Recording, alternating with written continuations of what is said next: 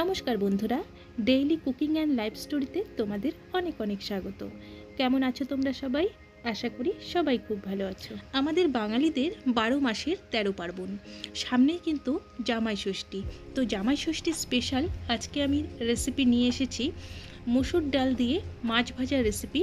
তাহলে স্কিপ না করে পুরো ভিডিওটা দেখে নাও, আশা করি তোমাদেরও খুব ভালো লাগবে। তাহলে শুরু করা যাক।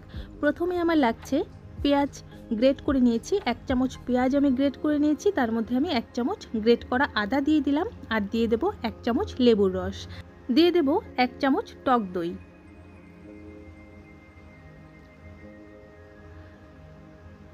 স্বাদ মতো লবণ দিয়ে দিলাম, দিয়ে দেব পরিমাণ মতো হলুদ গুঁড়ো,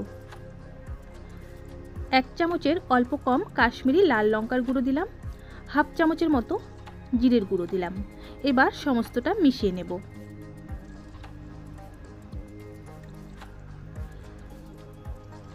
এর মধ্যে এখন আমি দিয়ে দেব হাফ চামচ গোলমরিচের গুঁড়ো, আবারও ভালো মতো মিশিয়ে নেব।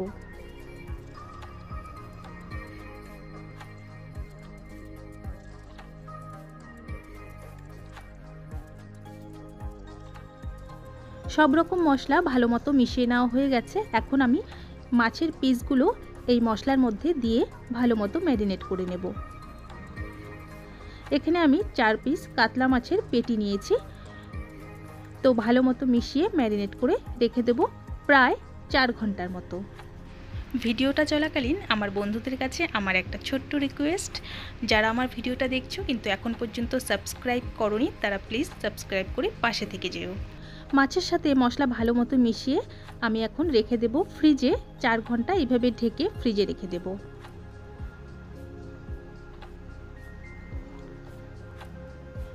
4 ঘন্টা পর ম্যারিনেট করা মাছগুলো ফ্রিজ থেকে বের করে নিয়ে আসলাম। ভালো মতো ম্যারিনেট হয়ে গেছে। এখন আমি একটা কড়াই গ্যাস ওভেনে বসিয়ে দিয়েছিলাম, কড়াইটা গরম হয়ে গেছে। এখন আমি পরিমাণ মতো মসুর ডাল কড়াইয়ের মধ্যে দিয়ে দিলাম। এখন শুকনো খোলায় হালকা করে ভেজে নেব। গ্যাসের ফ্লেমটা মিডিয়ামে রেখে এইভাবে নাড়াচাড়া করে প্রায় 4 থেকে 5 মিনিট এইভাবে নাড়াচাড়া করতে করতে ভেজে নেব।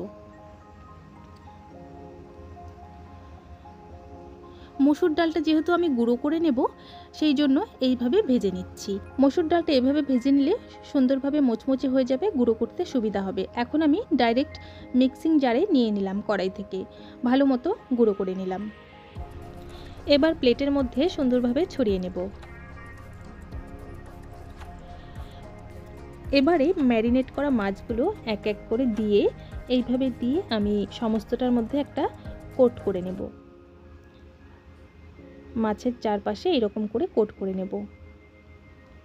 এই কোটটা কিন্তু সুন্দরভাবে করতে হবে, তাহলেই কিন্তু মাছ ভাজাটা একদম মুচমুচে হবে। আমি এখানে যেহেতু 4 পিস মাছ নিয়েছিলাম, সেই আন্দাজে কিন্তু আমি ডাল গুঁড়ো করেছি। তোমরা বেশি মাছ নিলে ডালের গুঁড়োটা একটু বেশি করে করবে, কম নিলে কম করবে। একটা মাছ আমার হয়ে গেল, মানে 1 পিস মাছ আমার হয়ে গেল। এইভাবে আমি সবগুলো করে নেব।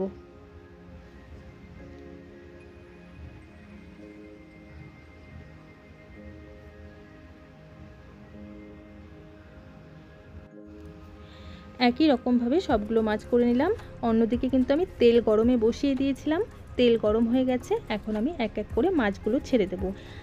আমি একবারে দুটো করে মাছ ভেজে নেব, বেশি করে দিলে আবার একটার সাথে আরেকটা লেগে যাওয়ার চান্স থাকে। তো মাছগুলো দিয়ে আমি এইভাবে ওপর দিয়ে তেল দিয়ে দিচ্ছি, তাহলে কিন্তু সুন্দরভাবে ওপর নিচ ভাজা হয়ে যাবে। ভাজতে কিন্তু বেশি সময় লাগে না। তেলটা গরম হয়ে গেলে মিডিয়াম টু লোয়ে রেখে আমি ভাজছি। প্রায় 3.5 থেকে 4 মিনিটের মধ্যেই সুন্দরভাবে ভাজা হয়ে যায়। আর মাছগুলো যেহেতু ম্যারিনেট করা ছিল, সেই জন্য কিন্তু আর বেশি সময় লাগেনি। এইভাবে উল্টে পাল্টে মাছগুলো আমি ভেজে নিলাম। মাছগুলো ভাজা হয়ে গেছে, আমি এখন তুলে নিচ্ছি। একদম এরকম লাল লাল করে মাছগুলো আমি ভেজে নিলাম। বাকি 2 পিস মাছ একই রকমভাবে ভেজে নেব।